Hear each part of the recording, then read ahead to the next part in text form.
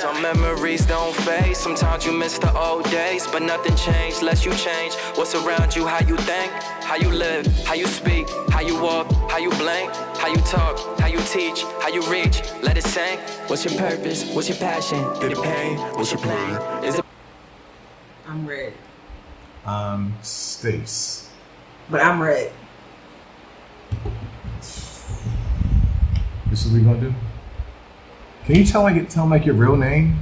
Red is my real name. Okay. That's what everybody that love me call me. I'm glad I gave you that name when I first met you. Day one. No, that wasn't the name you gave me day one. Yeah, it was. No. How many days it took? 2? That's not the name you gave me at all. What name I gave you? I mean, not at all, but that's not the whole name. What did I call you? Big Red. Ah, yeah. Big Red, like a chewing gum.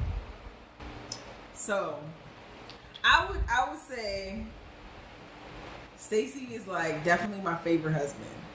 For sure. He's like my favorite husband. I'm glad you got so many to choose from. Yeah, so Red thinks she's funny, y'all. I don't know where she gets that from. She's not funny at all. I wish she really stops with her jokes. Ew. I'm the funny one, not her. She need to cut it out. Like, he's sweet, he's smart, he's funny. I mean, there's some other stuff like y'all need to know. But anyway, he takes care of me.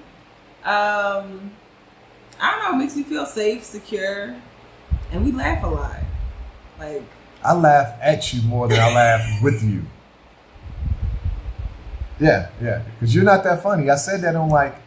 I just said all this nice stuff about you. Well. How you going? All I said was you're not that funny. Okay, Stacey. Everything else you said is 100% accurate. Everything. What about the part where I said you were an asshole? You never said that. Did you leave that part out?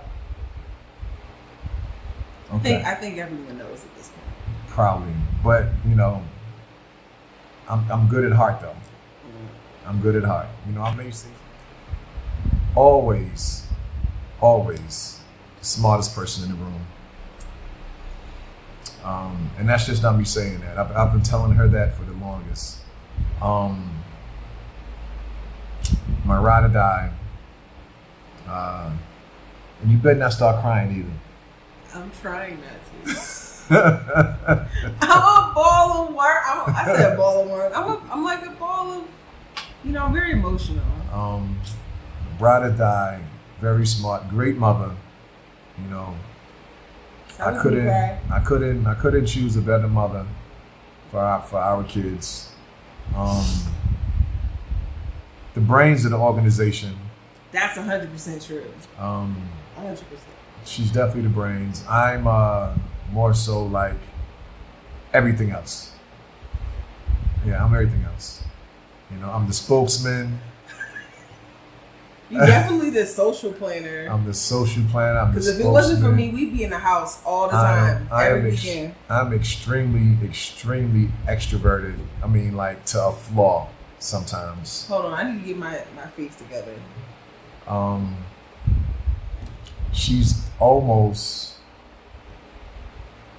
a good cook. She can't hold a candle to me at all. So, I used to work at Blockbuster, and I was also a regular customer. So, I had started working at T. Rowe Price, and all this happened in Baltimore, Maryland, y'all. Yeah, in Baltimore, Maryland. And so, what was Owings Mills? Owings was Maryland. Yeah. And so, I went up to the Blockbuster in the Garrison Forest Shopping Center, and Stacy was there. I didn't really pay any attention to him when I first came to the store. Me and Ariana, I had her in her cart in the, what do you call those things? I don't even remember what you call those things. I don't know. Push stroller. Yeah. She was like 12, and she was still in a cart. She was 18 months. Looked like barely. Looked like she was 12 though. She was barely 18 months. And so she was in the stroller and we were walking around. I was picking out movies and stuff. And I had the movie pass. I don't know if y'all remember this from back in the day, but like you would get as many movies as you wanted, like 2 or 3 of them, and you just swap them out and paid a monthly fee. So I was there to swap out my my movie pass, and he was ringing it up wrong. You know what I'm saying? And he was fresh out of manager training. So I'm like, how do you not know how to ring this up? And so I did what I naturally do. I was like, a jerk. Yeah, I was a jerk. And apparently he likes abuse because he was like, oh my God, I love her. And he put his phone number on the receipt. And Pimpish. Passive aggressive. Pimpish. Then we didn't go out on dates till November. So it was months before we actually went out. So we took it slow, I guess. And then sped up. We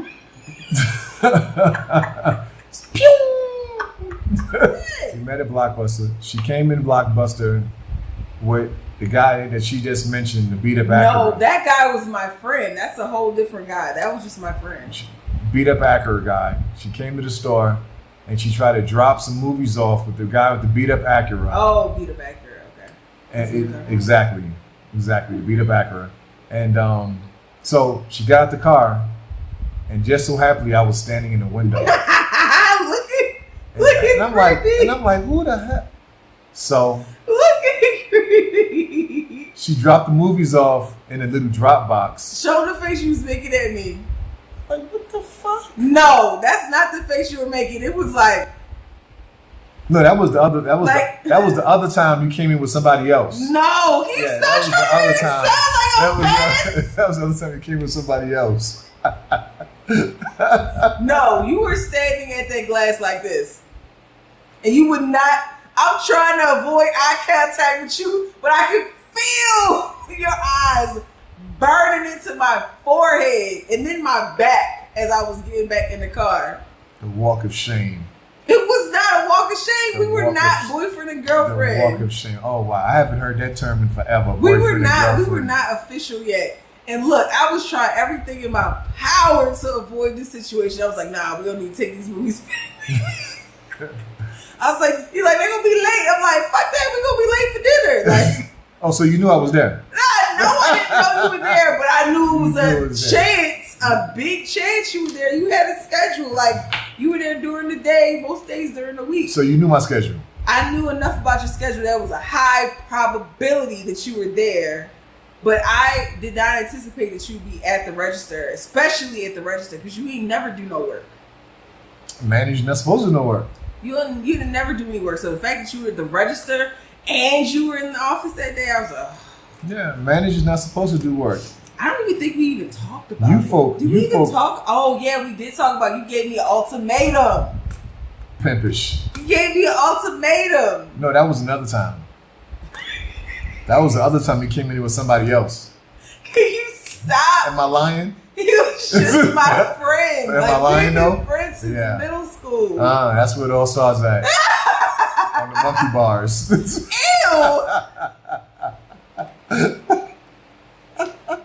I think it's real funny how Stacy tried to act like I'm a harlot. Like, we were not boyfriend and girlfriend. Like, you were trying to stake a claim on me without letting go of your little somethings on the side. You were trying to give me an ultimatum. And yes, she came there with some other dude. No, we wasn't dating yet, but hey, I claimed it already. Next step. Next ended step. Up in Houston. All right. Like, we had some ups and downs in our relationship. You know, just like most black couples, you know, they have, you know. It's not just most black people, just people in general. I mean, I can only speak for our people. I don't know anything about. You can only speak for we people. Well, we had our financial issues, just, you know, like some couples have. We had more. We went through a lot more than just financial issues. Like, we broke up and got back together. We lived apart. We were apart for like a year. Yeah. And then got back together. And we were struggling. I think you had gotten laid off, right? I think so. Yeah, you had gotten laid off. And I started getting unemployment checks. So, we had 3 kids living with us and another one in South Carolina that we were taking care of. So it was really, really hard. And so it just got to a point where I think we were kind of desperate. And how did Iraq come up as an opportunity for you? My cousin Robin, her one of her kids' father, they came by the house one day, and we were just talking. And I had never met him. He came by. He's telling me about the kind of work that he does in Iraq, naming the company and how much money he was making. And I was like, wow, I can do that. So then I applied, got the job, and we figured out when the money that I was making was gonna get us out of some debt, get our credit together, and moved to Houston. Houston was really good to us. Houston was so good to us. Like, we had a good life in Houston. We were both making good money. Stacy had started a trucking company, and at one point we had 2 trucks running under the trucking company. I was working at a law firm, before we left, and I was doing really good, making good money. And then the panoramic came. Yeah. And it just left us questioning everything in life. I don't know why that time period, just like, it was so life changing, because it's just something that you never expect, that you'd be like afraid to like go outside, or like personal contact, physical contact, like even just somebody just strange coming up and talking to you, just like, it was just a weird time. It was a really, really strange time. And I think it left a lot of people to think. Yeah. And learn how to make money home. Make life simpler. I mean, like, the first time that we started seeing like the year of the return, and it was the first time that I personally started thinking, like, they want us back, like, we're like wanted, and I can't really like put my finger on it, like, why I believe this, but I just believe that African people hated us. It was really surprising for me, and it made me think, like, why would we stay here if we can go to Africa?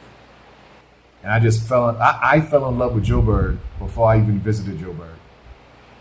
So when we finally got a chance to travel to Joburg, it was prime COVID. It was prime COVID. Yeah, it was a new. It was prime COVID. Omarion was popping back then. It was prime COVID. April, May of 2021. So we decided to take that trip. And what that trip did for us, it told us everything that we researched was true, and it confirmed that we loved it. So come December, we already sold a house, we sold a car, we sold my truck.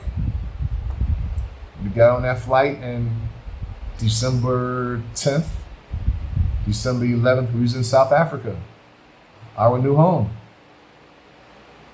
And we're still here, loving every minute of it. I think this show is really special because all the people that are on this show have a very special story on how they got here, but a lot of the reasons why they are here overlap. And I think it's kind of surprising to people that are from South Africa. Like, why are you here? Like, you know what I'm saying? Like, why are you here? And for us, it's just as much spiritual as it is anything else. And the reality show, like Red was just explaining, is very, very unique. 4 different families and a single guy. It's gonna be really, really special. You know, it's not gonna be none of that ratchet mess. You know, It's gonna be a little ratchet. not too much though. It's gonna be a little ratchet. And you know, I don't show up to nothing unless it's a little ratchet. So we're gonna have a good time. You know, everybody gonna play their part, and it's gonna be a beautiful thing. So we've got some work to do, and y'all are gonna see how we figure it out. It's all gonna be on the reality show. It's all gonna be on our YouTube channel too, Change the Narrative. But it's gonna be a journey, and it's gonna be a journey that you should want to be a part of. Don't miss out. This is gonna be fun. Yeah, I mean, like, I know, like, sometimes, like, you look at Stace and you're like, ugh, like, you don't want to watch him, but, like, watch it for me.